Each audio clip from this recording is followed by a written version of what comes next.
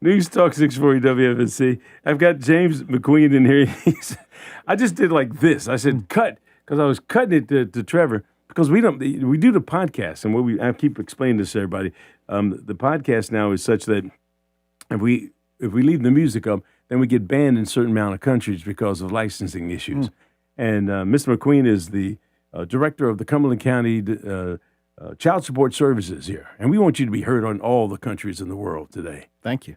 How are you today, James? I'm doing good. How about you? I'm doing well. How many years you've been doing what you're doing? 25 years total. 25. Been in Cumberland for 8. Well, you miss me and my episodes with the department because everybody's been impacted one way or another through child support, either in a good way or a bad way or whatever it might be. But you've seen it all, and you've probably heard it all. I've heard quite a bit. Yes, you're correct. What's the biggest complaint?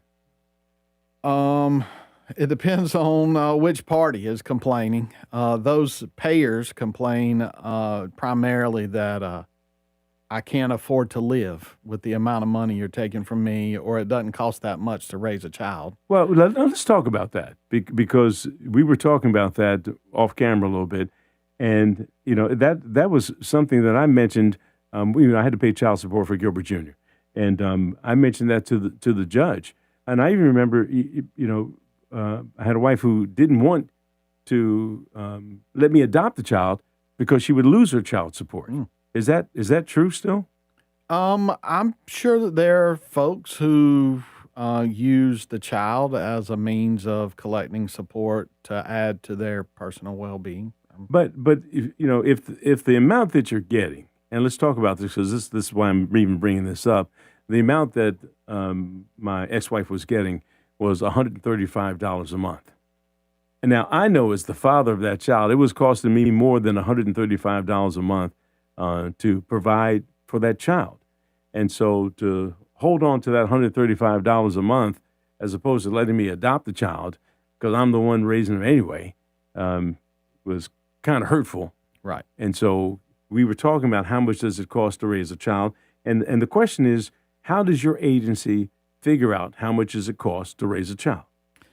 So we use North Carolina guidelines. That's a calculation that's determined by a group of judges. And that's the same thing even private attorneys use. All North Carolina child support orders should be based on that, whether it's through an agency or a private attorney. And basically what it does is combine the income of both parents and says, how much would these parents spend on a child if this was an intact family? And then it prorates the amount to be paid based on how much that payer's percentage of that total income is. That's a little deep, but it even gets more complicated than that when you have multiple children. Correct. And you have multiple children that are with dad and mom. Who has that calculator? So we in that North Carolina calculation, it provides credit if you have other children in your home, because they know a portion of your income now has to go for those children, or if you're paying child support for another child out of your home, it actually makes a direct deduction for the amount of support you're paying to another party.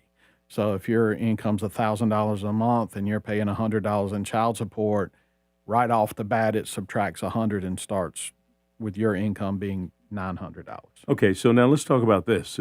So you have your number. This is what you're paying, and you lose your job, or you have to take a job that is lesser pay. Does your child support come down? It can, and the distinction here is going to be primarily why are you no longer working there. So think Goodyear coming up. That's going to be closing. Those people have no choice in the matter. So I can't really hold them accountable for that income. And generally, if they will come talk with us, we will work with them on getting that back in front of the court to have that order modified based on what their new income is. Well, and you make up a good point here because these are legal proceedings, legal documents. Folks' wages are being garnished right. in order for this to happen. You just can't lose your job and all of a sudden say, I'm not going to pay? Yeah, and I'm going to speak my opinion here. I'm not a judge or an attorney. Well, I'm not either, but I played one on TV, so go ahead. In my opinion, the court should not allow you to just quit a job because you don't want to pay child support. And then come in and say, I want to decrease because I don't work that job anymore. So I present you with something and say, this is how much child support you should pay. And you say, well, then I'll just quit. I won't pay it. And then expect me to take it back to court and get your order adjusted. Now, you willfully made a decision to lose that income, and the court can base your child support on your ability to earn, not just your actual income. Well, that's where you have people upset. And you've mentioned that because you said you hear a lot from people, I'm not going to be able to live. I can't afford to pay. What's that argument, or how do you handle that? And there's some truth to it, probably. There can be. I mean, over 25 years, I've done some calculations and thought, wow, this this doesn't seem fair to me. Either way, sometimes I'm thinking they should have been paying more, or this is way too high. I am going to use the calculation and present that to the judge. The defendant or the paying party can make an argument to the judge and have to convince them that that amount is not pertinent to them based on whatever circumstances they have. But you have to convince the judge of that. I'm going to go by the guideline calculation, and that's what we'll present. Well, and so, you get divorced or whatever it might be. You go out and buy a Mercedes or something like that. You have a $1,000, $1,500 a month payment. The judge doesn't care about that. That is correct. That is not part of North Carolina's calculations. They're going to go on gross. So that's before your taxes and your insurance and your car payment come out of your pay. And so all of our calculations are based on gross income. But how fair is that? Because net is what people actually live off of. True, but you can some ways affect your net intentionally by changing your deductions or having your house payment come out of your check. So in order to make that fair for both parties, either the custodian and the non-custodian, they're going to look at that gross. Not saying I always agree with all that, but that is what is put in place. Now, our calculation in North Carolina is pretty simple. You look at calculations across the state across the country. I've seen some states, they'll be like, how much is the cost of toothpaste for this child? And that becomes part of the calculation. Ours is a 1-page calculation. I've seen 14-page calculations from other states. It's just way complex. So you have to make this evaluation, but you just mentioned you're not an attorney. And so you don't offer any legal advice to people when they come in. They need to have an attorney represent them if they have concerns about the amount or how that works. Yeah, either a party can hire their own attorney. We have attorneys on staff that represent the agency and the county. So they're going to go up and say, this is the agency's perspective on this. Neither party has to agree with that. They can have their own attorney come in and represent what they would like argued before the court. We're going to argue our interpretation of the statute and what based on what our policies are. All right. So the first step in any of this is determining paternity to make sure that the child is the child of both the mother and obviously going to be the mother's child, but make sure that the child is that of the father as well. And then no money is taken out until the paternity is officially established. Correct. We won't garnish any wages until beyond paternity, and we actually get an amount of support, an order from the court. So even after paternity is established, there's no garnishment until the judge rules this is how much should be paid. All right. So you establish what the number is, and then that number is paid. All of a sudden, the person who's paying child support either loses a job or gets a raise. Whose responsibility is it to take this back in front of, does it have to go back in front of the judge before it can be increased? It doesn't have to go before the judge. We do afford individuals the ability to sign a voluntary agreement, but that's when everybody agrees on what that calculation is by North Carolina's guidelines. So what I encourage people to do is if you've had a change in income or circumstance, contact us, talk with us, communicate with us. Let us see if that is something that we would be in favor of doing. Now, by statute, we have to show that that calculated amount changes by at least 15%, or that's not considered substantial. So if you have a $100 order, it either have to drop below 85 or go above 115 before we would petition the court. That wouldn't prevent you from petitioning the court. I just don't know how the court would feel if your order's 100 and now it should be $95, taking up the court's time for that $5 reduction. But you would have the ability to do that.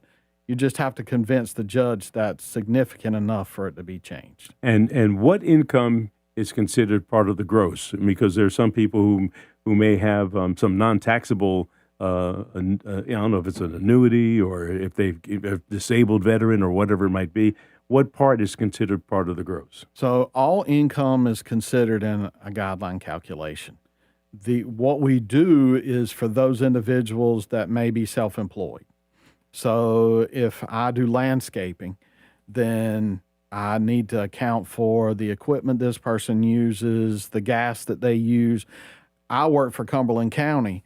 I don't have to pay the electric bill for me to work there, but somebody who's self-employed has to pay their own electric bill, not their personal electric, the business electric bill. We can deduct that from the gross to show that this is what that business really made, and we can base it off of that. That's where things start getting a little complicated. All right. Every Wednesday we have someone from the county come in. James McQueen is the director of the Cumberland County Child Support Services that you've been working at for some time now, and it's a difficult job. It's a thankless job. Have anyone ever come up to you and said, "Man, I really appreciate what you did for me"? Those are rare, very rare. We celebrate them when they happen. We put a lot of effort into trying to make things right, not necessarily to make everybody happy, but to make things right. We are neutral. I'm not for the paying or the recipient of this. We're going to look at what the law says, what the policy says, and try to implement that. Sometimes everybody's happy, most likely not.